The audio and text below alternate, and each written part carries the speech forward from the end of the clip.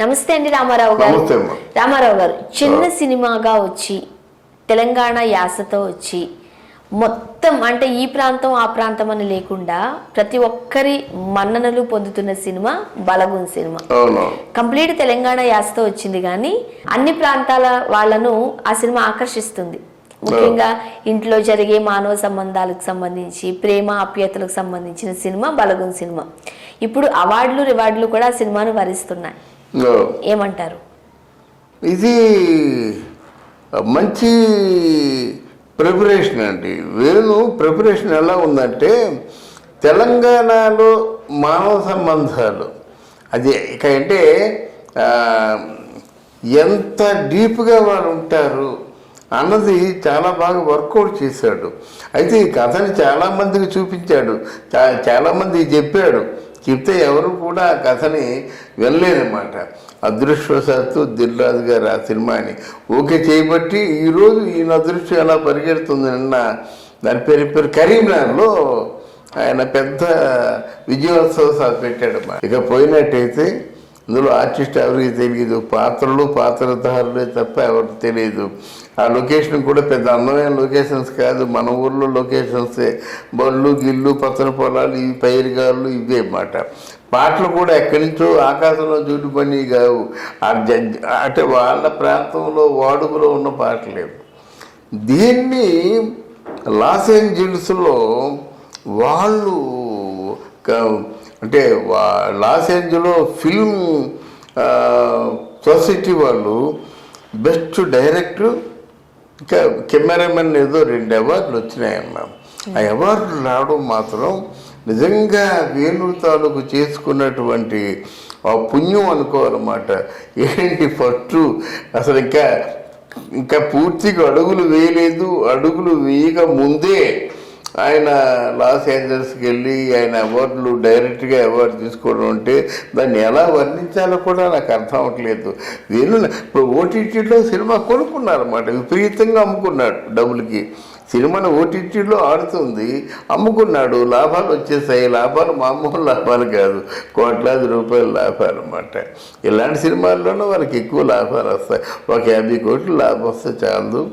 అందువల్ల అట్లాంటి ఆనందం అనుభవిస్తున్నప్పుడు ఆయనకి 2-3 సినిమాలు ఆఫర్ ఉన్నాయి, కానీ దిల్ రాజు ఆపుతున్నాడు అన్నమాట. నీకెందుకు, నీ డేట్స్ నాకు ఇచ్చేస్తే నేను సినిమాలు నీకు చెప్తాను, నేను కథ నాకు రాసి చూపించిన తర్వాత ఆ కథ బాగున్నట్టయితే ఇంకెవరికైనా ఓ సినిమా చేయమని చెప్తాను. కానీ నా దృష్టిలో మరి నువ్వు ఏ సినిమా పడితే ఆ సినిమా ఒప్పేసుకొని ఆ సినిమా ఫెయిల్ అయిపోయి మళ్ళీ అంటే మాత్రం నేను ఒప్పుకోనని చెప్పేసి దిల్ రాజు చెప్పిన మాట ప్రకారం ఆయన దిల్ రాజు కాంపౌండ్లే ఉన్నాడు. నీకేం డబ్బులు కావస్తే డబ్బులు తీసుకో, ఫ్యామిలీతో హ్యాపీగా ఉండు, సినిమాలు చెయ్యు. కానీ సినిమా చేసే ముందు కథను బాగా మెయిన్ దృష్టి కథని తయారు చేసుకో అని చెప్పేసి ఒక సీరియస్గా వార్నింగ్ ఇచ్చాడు వేణుకి. ముఖ్యంగా చనిపోయిన తర్వాత జరిగే ఆ కాకి ముట్టుకు సంబంధించిన కథతో మొత్తం సినిమా అంతా నడిపించారు.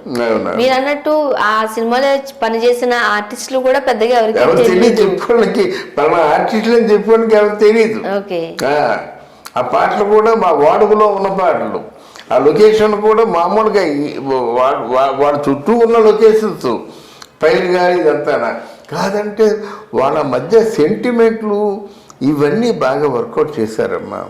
ఇప్పుడు సెంటిమెంట్లు కానీ మనిషి చనిపోయిన తర్వాత ఎలా ఆయన తాలూకు ఆత్మ తిరుగుతుంది, ఆ కాకులు కావు అనడం కానీ, కాకులు సమాచారాన్ని మోసుకురావడం కానీ, తర్వాత ఏంటంటే ఎంతవరకు ఆత్మ కూడా ఉంటుంది, ఎదురు చూస్తుందని, ఇట్లాంటివేవో కొన్ని టిపికల్ సెంటిమెంట్స్ని మెయింటైన్ చేయడం బట్టి ఇక్కడ బాగా పట్టింది. అంటే కథనంలో కొత్త విషయాలు తెలిసాయని ప్రేక్షకులు అంటున్నారు. జనరల్ గా ఈ సంఘటన ఏదైతే ఉంటుందో ప్రతి ఇంట్లోనూ ఎవరో ఒకరు వెళ్ళిపోతూనే ఉంటారు. సో ఈ కాకి ముట్టుకు సంబంధించి ఇవన్నీ ప్రతి దాంట్లోనూ జరిగే సాంప్రదాయ ప్రకారంగానే జరుగుతూ ఉంటది. చావులో కూడా సాంప్రదాయాన్ని మన వాళ్ళు ఎక్కడ వదిలిపెట్టరు కాబట్టి. బట్ మనం ఆ సీన్ ని పెద్దగా ఎవరు పట్టించుకోరు.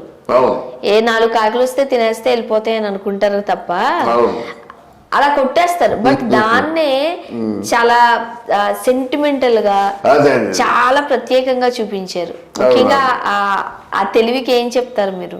అది తెలివి కంటే అదే అది ప్లస్ పాయింట్ అయింది. ఇప్పుడు తెలివిని కాదు, ఇది ప్లస్ పాయింట్ అయింది. అంటే ప్రేక్షకుడిని రంజింపజేయడమే రచయిత దర్శకుడు చేసే పనమ్మా. ఆ పని చేశాడు వేణు. అది చిచి అదే సినిమారా బాబు, అవే సన్నివేశాలు అంటే ఇంకోలా ఉంటుందన్నమాట. అది అందువల్ల వేణు తాలూకు తెలివితేటలు మనం ఎంతైనా మెచ్చుకోవచ్చు.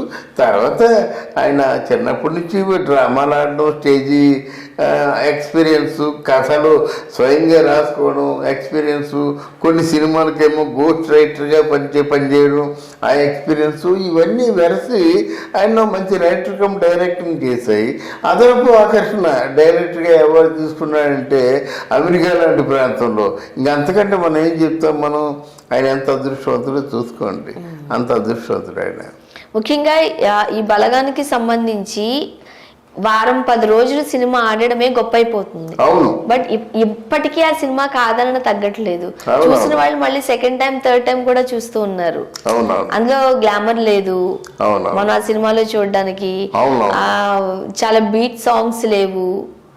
ఎవరు అంటున్నారు ఈ సినిమాని మీకు వరంగల్ ఉందమ్మా, వరంగల్లో 50 రోజులు ఆడిస్తారు. అలాగే కరీంనగర్ ఉంది, ఒక 50 రోజులు ఆడిస్తారు అన్నమాట. మార్నింగ్ షోలు ఆడతాయన్నమాట. వాళ్ళు ఆ సినిమాను వదులుకోరు. వాళ్ళు తెలంగాణ యాస, తెలంగాణ మాండలికం, తెలంగాణ సాంప్రదాయాలను వాళ్ళు వదులుకునేవారు కాదు, ఇష్టపడతారన్నమాట. వాళ్ళు తబ్బిబ్బైపోతారు అన్నమాట. అది వాళ్ళు నిజంగా ఆత్రేయ గారు ఏ మూడితో రాశారు కానీ స్వతంత్ర దేశంలో చావు కూడా పెళ్లి లాంటిదే బ్రదరు అని ఏ మూడులో రాశాడు తెలియదు. కానీ మీరు చూడండి, ఇక్కడ తెలంగాణలో నిజంగా ఎవరైనా కాలం చేసినట్టయితే పెద్ద కట్టుబాటు ఉంటుంది. అందరూ వస్తారు, అందరూ కూడా దాంట్లో పాలు పంచుకుంటారు అన్నమాట. అవన్నీ బాగా వర్కౌట్ చేస్తారు దీంట్లో అని ప్రజలు ఎంజాయ్ చేస్తున్నారు. దట్టు తీసుకెళ్లేటప్పుడు డప్పుతో వాయించుకుంటూ తీసుకెళ్లడం, రైట్, అదంతా ఓ పక్క బాధ వస్తూ ఉంటుంది, మనుషులు వెళ్ళిపోతున్నారు అని. కానీ ఎట్లా అయితే ఒక మనిషి భూమి మీదకి వచ్చినప్పుడు మనం ఎలా హ్యాపీగా ఉంటామో, పంపించేటప్పుడు కూడా అంతే సంతోషంగా పంపించాలి అనేలా కూడా చూపించడం జరిగింది. చాలా మంచి మధురైన సెంటిమెంట్స్ అమ్మా, చాలా బాగా వర్కౌట్ చేశాడు. ఒక ఆర్టిస్ట్ కమ్ రైటర్ కనుక అవన్నీ ఎస్టాబ్లిష్ చేశాడు. ఒక రైటరే కాదు, ఒక ఆర్టిస్ట్ కూడాను. ఏది మనం చూపించినట్టయితే జనంకి బాగా ఉంటుంది, ఎంజాయ్ చేస్తారు అనే దాన్ని చూపించాడు అన్నమాట. Thank you so much. Thank you అమ్మా, థ్యాంక్ యూ.